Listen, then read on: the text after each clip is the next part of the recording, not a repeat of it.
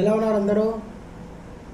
Daily current affairs by కేఎస్ఎన్కేకు స్వాగతం. అంతర్జాతీయ అంశాలు. సైప్రస్తో సుదృఢ బంధం. భారత్ సైప్రస్ మధ్య ఇక వ్యూహాత్మక భాగస్వామ్యం జరుగుతుందని మోడీ గారు తెలిపారు. రక్షణ సహకారంలో 5 ఏళ్ల రోడ్ మ్యాప్ ఆవిష్కరించారు. ప్రధాని మోదీతో సైప్రస్ అధ్యక్షుడు నికోస్ భేటీ. 6 ఒప్పందాలపై ఇరు దేశాల సంతకాలు. ఢిల్లీలో శుక్రవారం ప్రధాని మోదీతో కలిసినటువంటి సైప్రస్ అధ్యక్షుడు నికోస్ ప్రాంతీయ రాష్ట్రీయ విషయాలకు వస్తే 1 కోటి మందితో యోగాంధ్ర 26 జరపాలని నిర్ణయించారు. ప్రతి ఏటా జూన్ 21న రాష్ట్ర వ్యాప్తంగా నిర్వహిస్తున్నారు. అమరావతిలో 25,000 మందితో అంతర్జాతీయ యోగా దినోత్సవం జరిపించాలని, అదే మాదిరిగా ఒక్కొక్క జిల్లాలో ఒక్కొక్క థీమ్తో అన్ని జిల్లాలలో యోగాంధ్ర 26ను జరపాలని నిర్ణయించారు. సైన్స్ అండ్ టెక్నాలజీ విషయానికి వస్తే వాయు అస్త్ర విజయవంతంగా ప్రయోగించడం జరిగింది.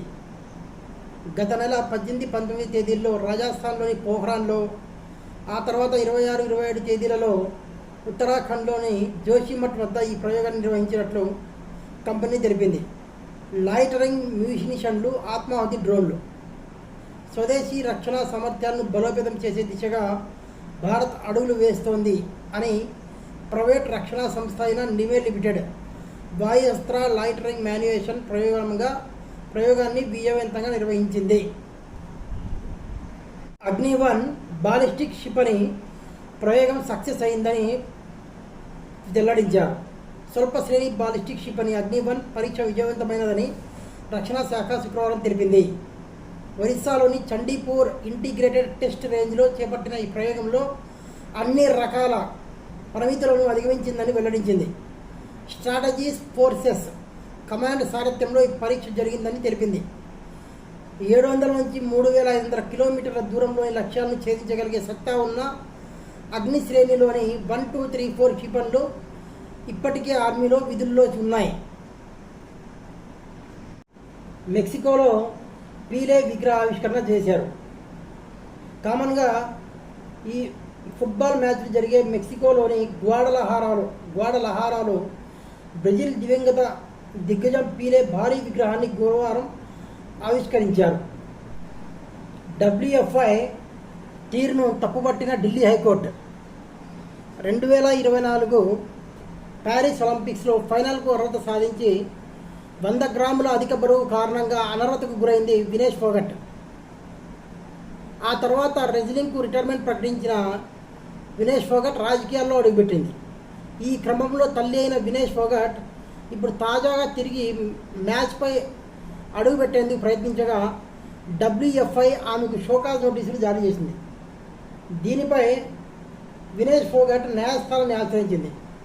ఈ నేపథ్యంలో హైకోర్టు ప్రధాన న్యాయమూర్తి జస్టిస్ DK ఉపాధ్యాయ, జస్టిస్ తేజస్ కడియాలతో కూడిన ధర్మాసనం కీలక ఆదేశాలు జారీ చేసింది. ప్రసూతి విరామం నుంచి తిరిగి బరిలోకి దిగాలనుకుంటున్న రెజ్లర్ను తల్లి అయినందుకు నిందించకూడదని ధర్మాసనం వెల్లడించింది.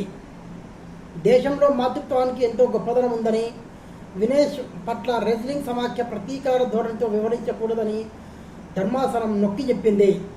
ఫైనల్లో యుకీ జోడీ. జెనీవా ఓపెన్లో యుకీ బాంబ్రీ జోడీ సత్తా చాటింది. శుక్రవారం పురుషుల డబుల్స్ సెమీస్లో యుకీ మైకేల్ వీనస్ న్యూజిలాండ్ ద్వయం 7-5, 6-3తో చెక్ జంట పీటర్ రికెల్, ఆడమ్ పౌలాసెన్తో మట్టి కనిపించింది. 1 గంట 12 నిమిషాలు సాగిన పోర్లో బాంబ్రీ వీనస్ జంటదే ఆధిపత్యం. ఇక టైటిల్ పోర్లో రొమైన్ ఆర్నెడో మార్కో పోర్మాన్ను ఢీకొంటుంది. అనిమేష్ డే జాతీయ రికార్డు. జాతీయ సీనియర్ అథ్లెటిక్స్ ఫెడరేషన్ పోటీల్లో జాతీయ రికార్డు నిమిషాల వ్యవధిలోనే 2 సార్లు బద్దలైంది. శుక్రవారం పురుషుల 100 మీటర్ల సెమీస్లో తొలి హీట్లో అనిమేష్ కుజూర్ పేట ఉన్న జాతీయ రికార్డు 10:18 సెకండ్లను గుర్విందర్ వీర్ సింగ్ బ్రేక్ చేశారు. కొద్దిసేపటికే సెమీస్ 2వ హీట్లో అనిమేష్ 10:15 సెకండ్లలోనే పరుగు పూర్తి చేసి తిరిగి జాతీయ రికార్డు సొంతం చేసుకున్నాడు. ఈ క్రమంలో అతడు 2026 కామన్వెల్త్ క్రీడల అర్హత ప్రమాణాన్ని కూడా అందుకున్నాడు. శనివారం ఫైనల్ జరగనుంది. లాంగ్ జంప్ మహిళల విభాగంలో గత ఏడాది శైలి సింగ్ నెలకొల్పిన రికార్డును యాంసీ సోజాస్ బద్దలు కొట్టింది. శైలి రెండో స్థానానికి పరిమితమైంది. క్వార్టర్ ఫైనల్లో Ashmita Malaysia masters world tour super 500 badminton tourney మహిళల సింగిల్స్ విభాగంలో భారత రైజింగ్ స్టార్ ప్రపంచ 71వ ర్యాంకర్ అష్మిత చాలిహా క్వార్టర్ ఫైనల్లోకి దూసుకెళ్లగా ప్రపంచ 51వ ర్యాంకర్ మాలవిక 38వ ranker Devika Sihag pre quarter ఫైనల్లో వెనుదిరిగారు. ఇవే 22-23 తేదీకి సంబంధించినటువంటి డైలీ కరెంట్ అఫైర్స్. ఈ ఛానల్ మీకు కనుక నచ్చినట్లయితే లైక్ చేయండి, షేర్ చేయండి, సబ్స్క్రైబ్ చేయండి. Thank you. నమస్కారం.